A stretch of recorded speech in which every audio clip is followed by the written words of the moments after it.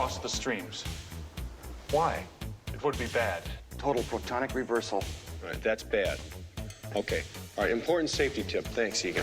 You know, Ghostbusters was kind of unusual in that it was one of the first epic scale comedies. If there's a steady paycheck in it, I'll believe anything you say. You know, we did 2 movies. We spent almost a year, you know, all total working together. I think everybody realized what original material it was.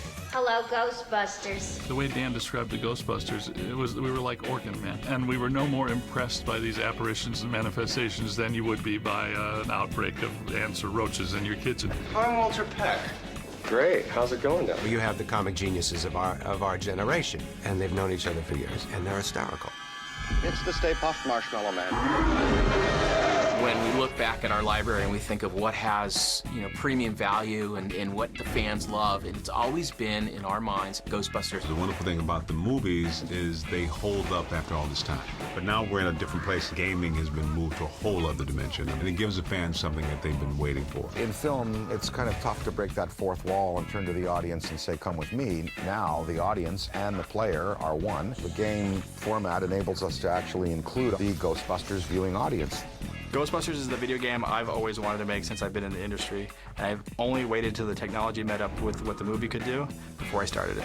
We came, we saw, we kicked its ass. Bill Atherton is back as Walter Peck, the EPA guy. Annie Potts is back as Janine, and then all the Ghostbusters is Ernie Hudson, Danny, me, and Bill Murray. Having Dan Aykroyd makes the game. Having Bill Murray, having, you know, Harold Ramis and Ernie Hudson, that makes the game. I mean, you have to have Janine answering the phone at Ghostbusters headquarters. I mean, you can't have someone else do that. Ghostbusters, what do you want? My character has, it feels like, as we record the dialogue, that my character has a lot of instructions. Because Egon is the logical, systematic one. I didn't realize I had so many memorable lines until 25 years later, somebody will go, that's a big Twinkie. That's a big Twinkie. Bill Murray's character, Venkman, kind of holds down that kind of dry, skeptical, mundane quality. And that makes for a lot of comedy. It's right here, Ray. It's looking at me. He's an ugly little spud, isn't he? I think he can hear you, Ray. If there was a movie script as long as a game script, the film would be like all the Lord of the Rings films strung together. It's about 1,000 pages because you have to cover all these alternatives. When I first heard about it, I thought, okay, well, you know, maybe it will be different, but all the characters really ring true. It looks more like the sequel than a game. It tells the third story. You know, I watched the first 2 movies in preparation for it, and harken back to that enthusiasm that I had when I first wrote it. When Dan announced that, you know, he and Harold would actually love to write the script, that you're like, because you're worried, you know, can we pull off the comedy of those first 2 films? Well, now we have the script writers from those films. This chapter of Ghostbusters takes place in 1991, 2 years after Ghostbusters 2, because they wanted enough time to pass where things can settle down from the last movie. Always wanted a marine component to the Ghostbusters, so in the game there might be structures in and around the river outside Manhattan Island. Without giving too much away, certainly has that. Well, for the story of the game, they have the great device of this mandala with nodes that represent different focal points of turbulence in the city.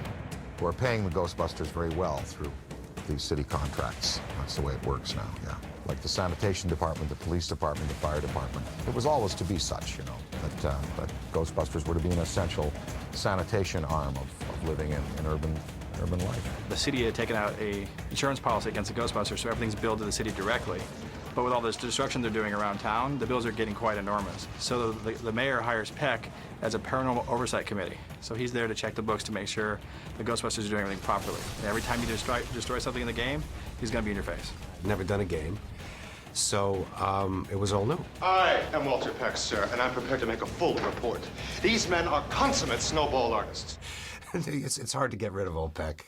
The most intense thing that happens to him now is that he becomes possessed. And my first official act is going to be suspending these idiots' operating license.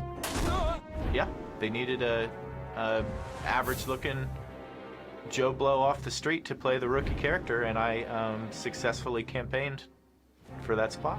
You'll recognize the back of my ears really well. Well, the player is a cadet. He's a rookie. He joins the Ghostbusters, and there are new problems at the library. There's museum problems. The Hotel Sedgwick makes another appearance. Certain familiar entities recur in the places where they first appeared in the film. So Stay Puft Marshmallow and back on the streets of New York, Slimer's back in the hotel, which is a nice kind of callback to it may evoke a little nostalgia in the player. All of the equipment and all of the locations and all of the characters and everything are absolutely eye-popping in this game. So it's done with real affection for the original concept. We're just able to go places that we weren't able to go in the movies. It really is, to me, the third movie. The elements of the supernatural allow you to create monsters and creatures that are visually really interesting, and all kinds of tools and weapons that are the staples of video gaming. The game, it's funny, the interiors are a lot more vivid than a film, and then the exteriors, and we get to take advantage of the streets, the river, the buildings, go places where you just couldn't go in a movie, you know. The gameplay in this game is unique. You're shooting a proton pack that's nuclear charged. It should blow up in a 3-mile radius, and you're using it to wrangle ghosts, and it's more of a, you're not shooting to destroy, you're shooting to capture. So this is the first game where you're out there and you're wrangling things and moving them around into a trap. You're trapping beings. If you were going to either trap ectoplasm or trap a full material apparition, you'd have to do it on a subatomic particulate level. You'd need some pretty sophisticated equipment. I figure it would cost about $90 billion to build actually build a prototype of one of those things. Dan immediately came back and told us, no, they need to be called this, this, and this, and he had definite technical terms. Bosons are the inner parts of the atomic structure, and they're very elusive, like mesons, muons, gluons. There's a whole science now that tries to trap these invisible particles. It's very dangerous playing with this stuff. Throw it! I did that, that's my fault. It's okay, the table broke the fall. Composite particle system is similar to a distillery in the field of making corn liquor. What you're doing is you're doing an original collision, and then you're basically forcing it back through a filter, but it forces them back through where they've already been, and then out through your wand. Yeah. Again, very expensive equipment. Very, very expensive. It's just occurred to me we really haven't had a completely successful test of this equipment. I blame myself. So do I. Well, no sense worrying about it now. Why worry? Each of us is wearing an unlicensed nuclear accelerator on his back. When we set out to work with the developer, we interviewed actually quite a few, and Terminal Reality came in with a demo that quite honestly blew us away. The Infernal Engine, our internal engine here at Terminal Reality, really allows us to create a living, breathing world, so to speak. We can put literally thousands of objects moving through the environment at once. You can blow apart things. Pretty much in a video game, you have to have walls, a floor, and a ceiling. Other than that, everything's fair game to be destroyed in Ghostbusters. In Ghostbusters, the video game, there's a lot of different equipment that the player has at their disposal. We've kind of taken the traditional proton stream and we've added some elements to it. If this was a movie, there wouldn't be the level of environmental destruction. We kind of go above and beyond. All the crowds, all the individual people actually have their own AI. There's no flocking AI. It's not hurting. I think one of the biggest challenges of working on this game is everybody wants this to be a great game. And then we bring to that the burden of knowing that gamers out there want this to be a great game.